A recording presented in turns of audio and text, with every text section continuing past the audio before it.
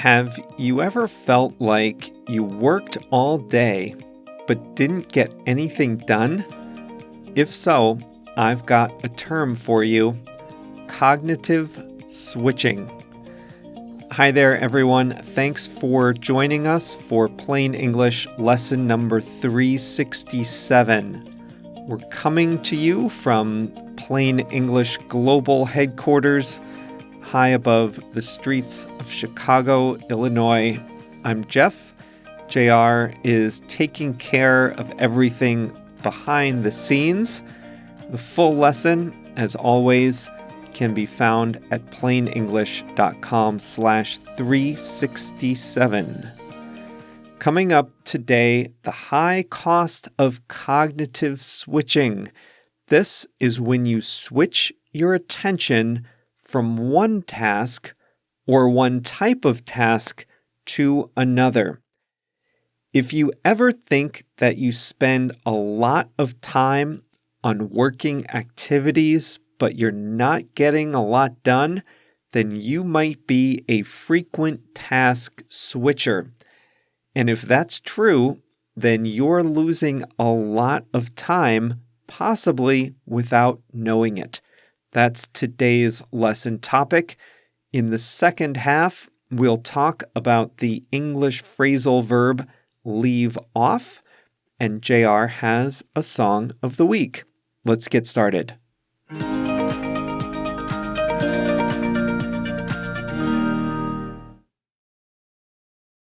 Years ago, the word multitasking was a hot new concept. Busy professionals, especially in emerging knowledge-based fields, could get multiple things done at once. What could be better than that? Take a phone call and update a report. Do some research and respond to emails. Drive to a meeting and participate in a conference call. Watch a training video as you do your normal work. Today, multitasking is a bit of a joke. If you say you're multitasking during a meeting, you're all but admitting that you're not paying attention to the meeting. Our brains are just not designed to give our attention to more than one thing at a time. But even if the word multitasking has become a joke, the concept persists in a different way. Multitasking has changed from doing two things at once, which we now agree is largely ineffective, to rapidly switching between tasks during the workday. Frequent switching, however, is just as bad as trying to do two things at once. That's because every time you switch your attention from one thing to the next, you lose some productivity and focus. What's more, you rarely realize how much time and energy you lose when shifting your attention. And the work we do when switching from task to task is more prone to errors. Why does this happen? Our brains have settings that help us focus on a task. Those settings are called mental control settings. It's our brain's preparation for doing something important. When we switch tasks, we need to establish new mental control settings. Our brains prepare differently for cooking a meal than, say, for analyzing statistical models. Both require mental preparation and focus, but they require different settings. When we switch tasks, our brains need to establish new control settings, and this requires time and energy. We can make this easier on ourselves by taking a short break and warming up to a new task. But what's surprising is that the previous task's control settings need to be slowly deactivated.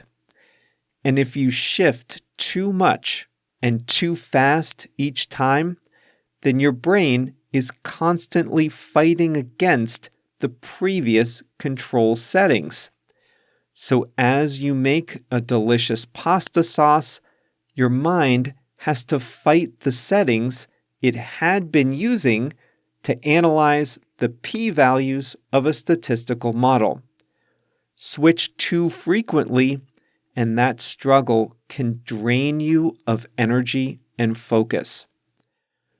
There are a few other costs to switching. If you get interrupted in the middle of an important task and switch to something else, you need to find your place when you return to that task. We've all experienced this when reading. Something happens and you return to the page only to read a few paragraphs over and wonder where you had left off. If you're a frequent task switcher, you also have to decide which task to return to. Let's say you're doing some online research and you get interrupted by an email. When you're done with the email, you have to decide what task to return to. You might have 2 or 3 tasks pending. Which do you switch back to? That decision-making costs you time and energy too. The costs of switching from task to task are small and are often invisible to us. Nobody is standing there with a stopwatch measuring the switching costs, and the costs may only seem like a second or 2 each time. But when you add up the visible costs and the invisible costs, it can seriously hamper your daily productivity, sometimes by as much as 40%. And that's all not to mention the potential to make mistakes. So if we agree that cognitive switching comes at a cost, what can we do about it? Before I give you advice about minimizing distractions, I will acknowledge some realities about the modern world. There are some interruptions you can't prevent. The goal is not to stop task switching entirely, but there are a few things that most people can do as long as you have some control over your schedule at work. For one thing, you can group your small tasks into a single block of time. This could be scheduling meetings, responding to emails, reaching out to colleagues, sending invoices, organizing your workspace, whatever. Everyone's job is different. But if you group these really small tasks all into a single block, you're less likely to be distracted by them one by one during the day. Another tip is batch processing. Remember that it takes energy and focus to switch from one type of task to another. For example, if you have to do 10 math problems and do 10 household chores, you should do them in batches. Do the 10 math problems in a row and then do the household chores. The same can be done at work. Group similar tasks together and do them at once. I've started doing that at Plain English, and it makes a big difference. We produce 2 lesson sets per week, and I've arranged the schedule so that I can do all my tasks 2 at a time rather than 1 lesson at a time. There are even some things, such as the video lessons, that I do 4 at a time. I'd much rather record 4 videos in a row rather than 2 in a row, but twice as often. It helps my mind focus, and I enjoy it more. There's another old productivity hack that can help here too, and that is the Pomodoro method. Pomodoro is the Italian word for tomato. The method's creator, Francisco Cirillo, used a tomato-shaped kitchen timer to develop the solution. Here's how it works. You set a timer for 25 minutes and focus on just one thing until the timer goes off. After each 25-minute session, you take a 5-minute break, and every 3 or 4 of those, you take a longer break of 15 to 30 minutes. The beauty of this is that you're never longer than 25 minutes away from being able to check your email or respond to instant messages. But if you truly dedicate yourself during those 25 minutes to just one task, then you won't fall victim to inadvertent task switching. Of course, the reality of the modern world is that many of our calendars are full of appointments and they're not perfectly spaced. That's fine. At the very least, try to schedule some buffer time before and after a meeting to take care of those micro tasks so you're less likely to be distracted by them if they go unattended.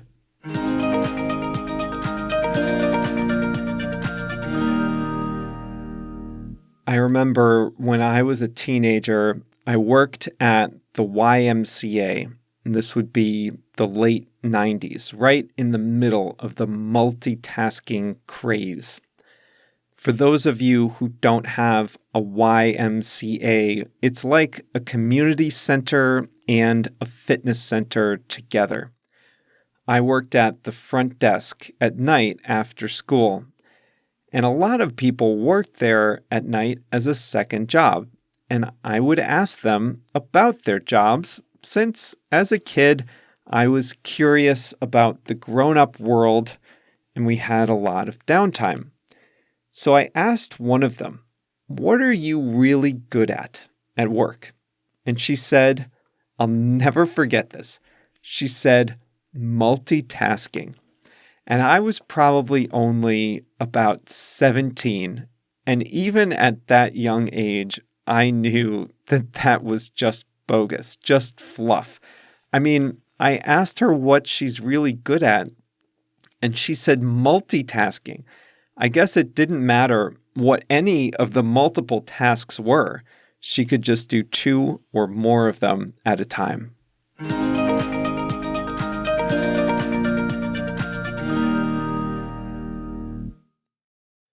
Today's expression is to leave off.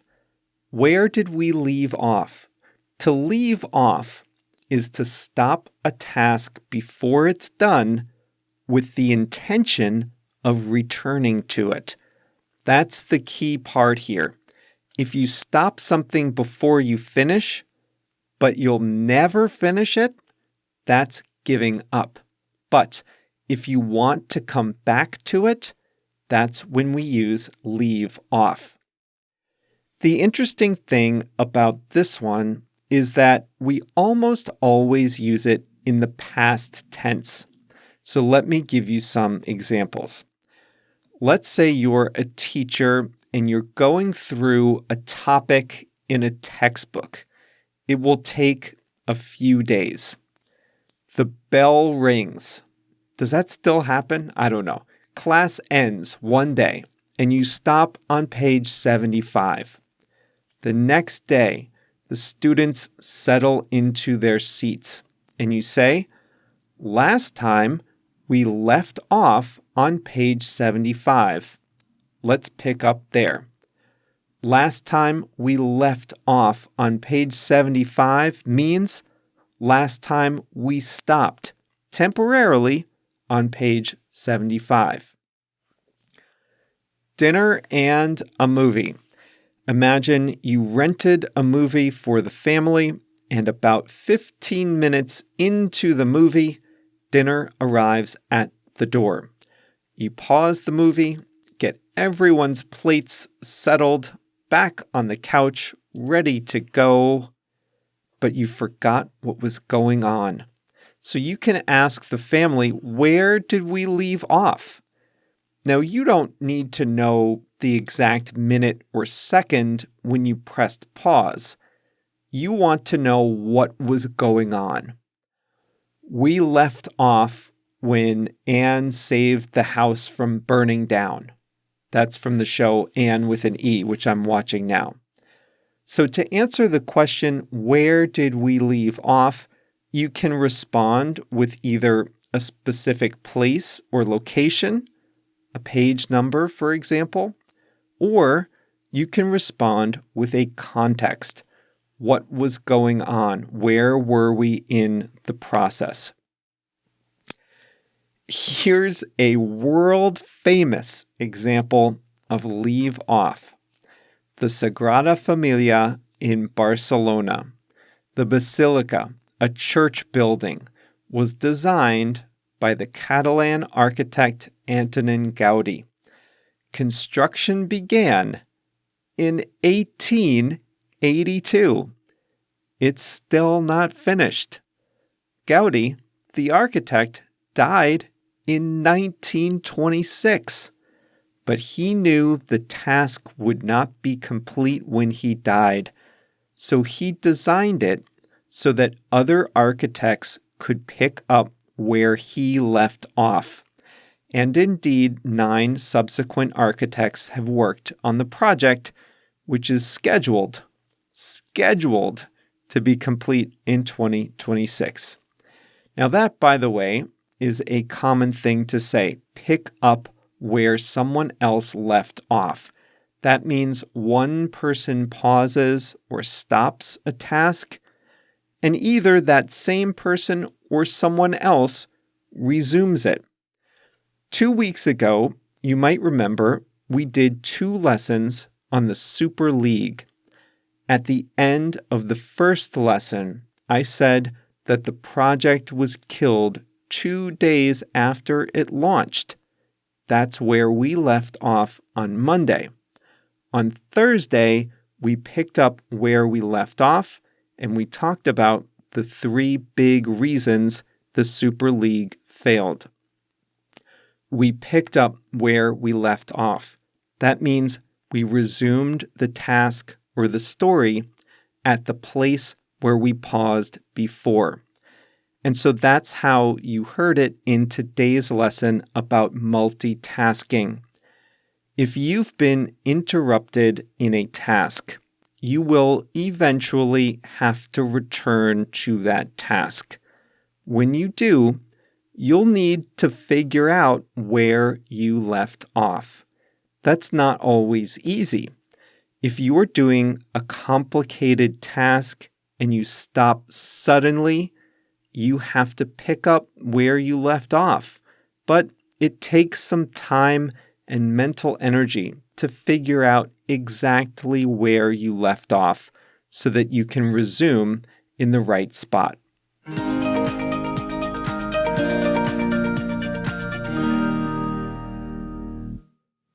Time for JR's Song of the Week. It is A Spy in the House of Love by the DBs.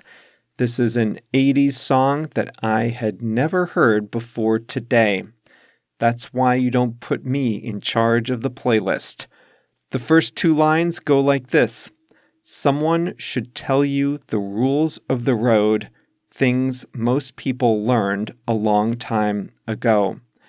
The rules of the road mean the general norms and behaviors that people in a culture take for granted. But if you're new somewhere, then you don't know those. So someone should tell you the rules of the road, things most people learned long ago. You need those people if you go to a new place. And you can be that person for someone who's new in your town or in your life. So good song, JR, A Spy in the House of Love by the DBs. DB, by the way, is short for decibel, the way we measure the intensity of sound. And if you didn't guess that the DBs were named for that, then their first studio album would give it away. Their first album was called Stands for Decibels. That's clever. And that's all for today's Plain English lesson. JR gave me an hourglass as a present last year, and this hourglass is only 30 minutes. I think he gave it to me as a decoration, but I've been using it as a Pomodoro timer. So try that out sometime. 25 minutes, focused effort, then a quick break. It doesn't have to be your whole day, but it does make a difference, even for part of your day. So now that this audio lesson is done, you have my permission to cognitively switch to something else, at least take a short break. And if you want even more of your favorite English practice, then head on over to plainenglish.com/367 for even more. We've got a great video lesson, as always, a quiz, some exercises, and more. It's a great way to build your skills, build those listening skills, build those pronunciation skills with us here at Plain English. plainenglish.com/367. And if you're not yet a Plus member, you can unlock all the best of Plain English by visiting plainenglish.com/plus, plainenglish.com/plus.